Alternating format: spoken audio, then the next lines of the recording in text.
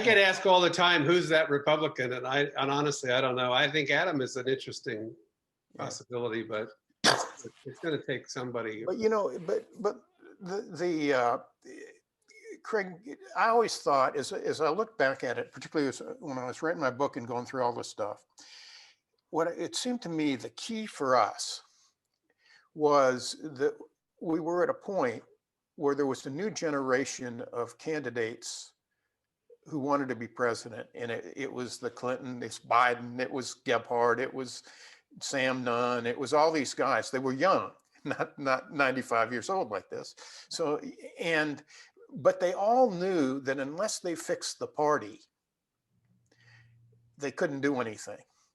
And so, in today's world, the tendency is for these guys to get out and start running, one day after the last election and run on their own. These guys said, and I'll never forget the first major story about us, the breakthrough story by Paul Taylor in the Washington Post. He came down to North Carolina on one of our trips and he couldn't get in the room because there were so many people turning out. And he wrote that individually these guys couldn't fill a firehouse, but together they're changing the party. And the incentive for them to work together for 2 years before the '88 campaign began was that they knew that if they didn't change the party, none of them would ever win. Right. But you had in that group some well-respected senators and congressmen, right. you governors. So I mean, it's doable. Honestly, if the Republican Party fractures, we're not going to win elections for a long time. I mean, just because the numbers just aren't going to work. It's already, independents aren't going to be enthralled with. Well, but I guess what they're going to have, I saw John Meacham this morning on Morning Joe, and he said, what they have to do is diminish the QAnon. The QAnon people are going to be around forever. Yeah. They're just part of America. But you got to diminish them to a very small part of the party. And the question is whether in the current structure, with the way the country's changing, that's possible, or whether they have to do essentially what Lincoln did and find a different path. There will be a conservative party, and there needs to be. Mm-hmm. But it may take the Republican name, but I just think it's a lot harder to co-opt a party that seems to be, where the base seems to be really a lot. I mean, I think it represents a lot, almost a majority of rank and file Republicans. Well, it's a natural trend that eventually the Democrats will have their moment, right?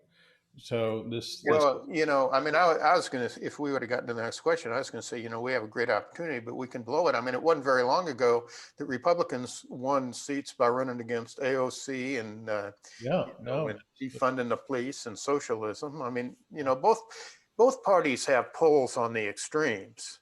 Yeah. And the challenge is for the center to prevail. And well, I just feel like a lot of people would come back to that party. I mean, Mitt Romney is still a player in my book. I think he could lead now that we know that a 77-year-old can run for president. It's not like he's. And he could pull people together. Yeah. And on the equation, we can't know. I mean, the reason I keep taking shots at Andy Harris is I think the equation has changed for him. I mean, I think he is today more likely to face a more reasonable Republican challenger than he was a month ago.